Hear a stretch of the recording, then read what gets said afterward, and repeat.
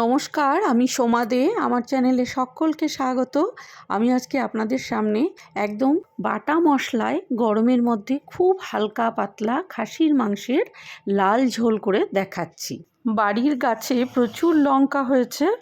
একদম গাছের যে কাঁচা লঙ্কা সেগুলো পেকে গিয়ে যে লাল হয়ে গেছে সেই লঙ্কাটা দিয়ে আমি খাসির মাংস বানাচ্ছি। খুবই সুস্বাদু হয়, বাড়িতে অবশ্যই চেষ্টা করবেন। বাজারেও এরকম প্রচুর লাল রঙের পাকা লঙ্কা বিক্রি হয়। এই লঙ্কাটা দিয়ে মাংস রান্না করলে একটা দারুণ ফ্লেভারযুক্ত খুব টেস্টফুল মাংস রান্না হয়। রেসিপিটা ভালো লাগলে লাইক শেয়ার কমেন্ট করবেন। চ্যানেলে নতুন হয়ে থাকলে চ্যানেলটাকে সাবস্ক্রাইব করে আমার পাশে থাকবেন। ফেসবুকের বন্ধুরাও পেজটাকে লাইক করে ফলো করে দেবেন। চলুন তাহলে রেসিপিটা শুরু করে দিই। গাছে অনেক পাকা লঙ্কা হয়েছে, এই লঙ্কাগুলো আমি তুলব। কিছু কিছু কাঁচা লঙ্কা এই ডালটায় আছে, কিন্তু বেশিরভাগই সব পেকে গেছে। এত ঝাল লঙ্কাগুলোই না, একটা লঙ্কা একা খাওয়া যাচ্ছে না। সব লঙ্কাগুলো পেকে গেছে, খুব ঝাল লঙ্কাগুলো, এতেই হয়ে যাবে।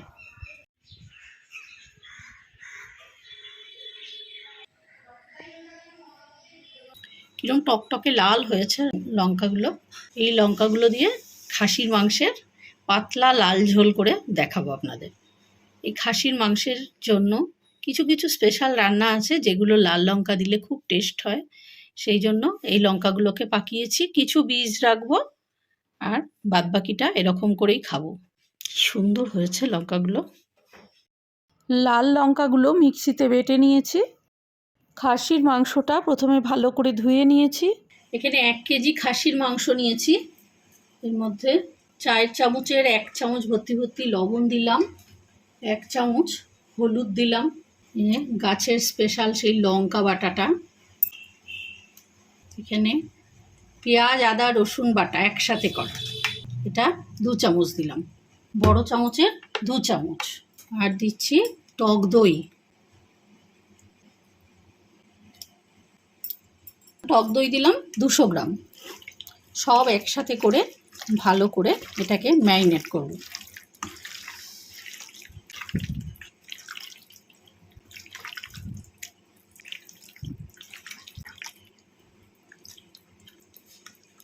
সর্ষের তেল বড় চামচের 3 চামচ দিলাম। একসাথে জিরে আর ধনে বাটা। জিরে আর ধনে বাটাটার মধ্যে একটু কাঁচা লঙ্কা দেওয়া আছে। এইটা ম্যারিনেট করে প্রায় 2 থেকে 3 ঘন্টা মতো রেখে দেবো ঢাকা দিয়ে। ম্যারিনেশন করার পরে এতটা লঙ্কা বাটা রয়েছে, এটাও দিয়ে দেবো রান্নার সময়তে। এটা জিরে ধনে আর কাঁচা লঙ্কা বাটা, আর এটা পেঁয়াজ আদা রসুন বাটা। ম্যারিনেশনে বেশিরভাগটা দিয়ে দিয়েছি, আর অল্প একটু একটু রয়েছে।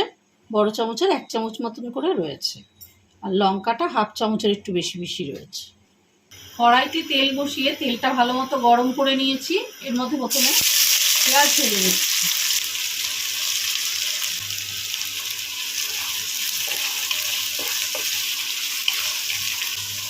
এখানে বড় সাইজের 4টে পেঁয়াজ কুচানো আছে।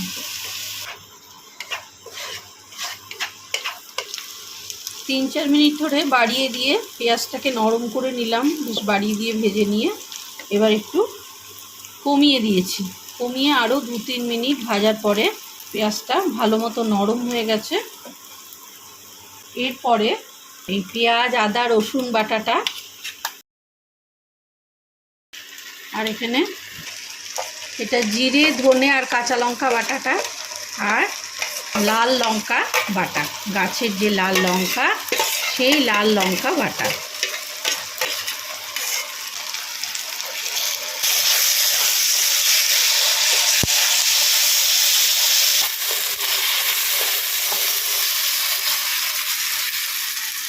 মিক্সি ধোয়া জলটা অল্প একটু দিলাম।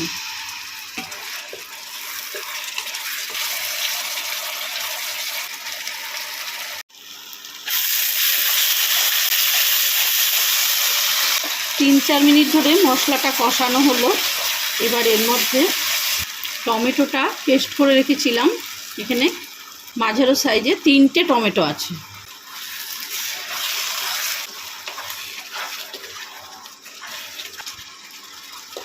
ফ্লেমটা বাড়িয়ে দিয়েছি টমেটোটা যাতে ভালো মতো কষা হয়ে যায়। মাঝে মধ্যে একটু নাড়াচাড়া করে দিচ্ছি।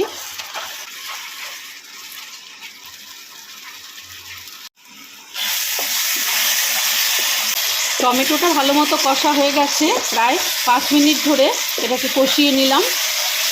মাঝে মধ্যেই নাড়াচাড়া করে ভালো করে কষিয়ে নিলাম মশলাটা। মটনটা 3 ঘন্টা ম্যারিনেট করা ছিল, কি অসাধারণ লাগছে দেখতে। এবার এই মটনটাকে দিয়ে দিচ্ছি।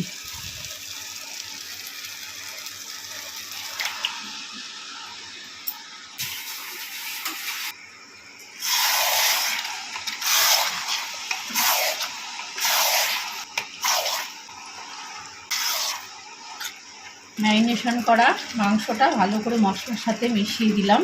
এখন কিন্তু ফ্লেমটা আমি একটু হাইতেই রাখবো। ভালো করে নাড়াচাড়া করে বেশ টাইম ধরে এটাকে কষিয়ে নেব। প্রায় 8-10 মিনিট কষিয়ে নেওয়ার পরে ফ্লেমটা লো করব।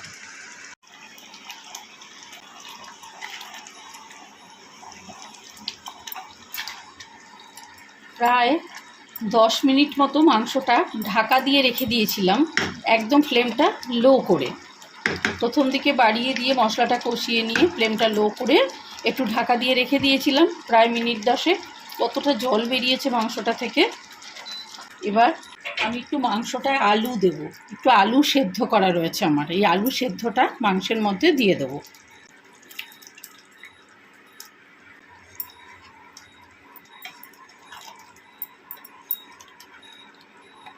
আপনারা চাইলে আলুটা না দিতে পারেন। মশলার সাথে মাংসটা যাতে খুব ভালোভাবে কষে সেই জন্য কিন্তু আলুটা আমি আগে দিয়ে দিই। মাংসটা প্রায় 40% মতো সেদ্ধ হয়ে গেছে, তখন আমি আলুটা আলাদা করে হাফ সেদ্ধ করে আলুগুলো মাংসের সাথে মিশিয়ে দিলাম। এবার ফ্লেমটা একটু বাড়িয়ে দিচ্ছি।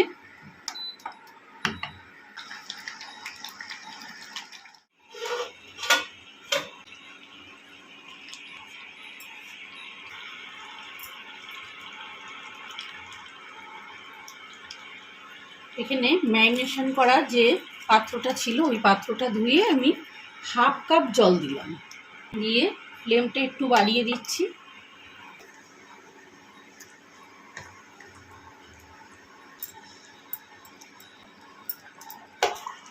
এই সময় নুন মিষ্টিটা চেক করে নেবেন। আমার মনে হচ্ছে একটু লবণ লাগবে, আমি হাফ চামচ মতো লবণ দিয়ে দিলাম।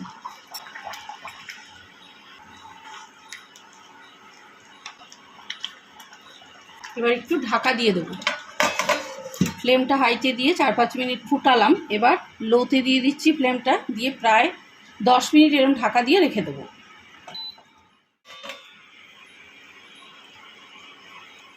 এবার গরম মশলা বাটাটা দিয়ে দিচ্ছি। মাংসে যতটুক জল যেভাবেই মেশানোর হোক সবটাই কিন্তু ফুটানো জল মেশাবেন, তাহলে খেতে ভালো হবে মাংসটা।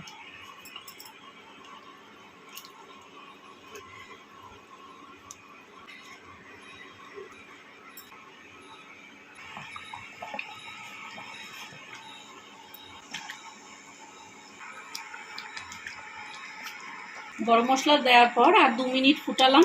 এবার হয়ে গেছে, একদম রেডি মটনটা। কিরম গরমের মধ্যে হালকা পাতলা মটনের ঝোল, একদম বাটা মশলায় করে দেখালাম। বাড়িতে ট্রাই করবেন। মাংসের ঝোল, খাসির মাংসের অসাধারণ কিন্তু টেস্ট হয় এই ঝোলটা, এইভাবে করবেন। হয়ে গেছে রান্নাটা, অফ করে দিচ্ছি। যদি দইয়ের টকটা একটু বেশি লাগে তাহলে 2-4 দানা, জাস্ট 2-4 দানা চিনি ছড়িয়ে দেবেন, একেবারেই কম দিয়ে ভালো করে নেড়ে দিয়ে এরকম ঢাকা দিয়ে দেবেন মাংসটা। ঢাকা দিয়ে 10 মিনিট স্ট্যান্ডিং টাইম হিসেবে রাখবো। তারপরে এটাকে গরম গরম ভাতের সাথে পরিবেশন করব।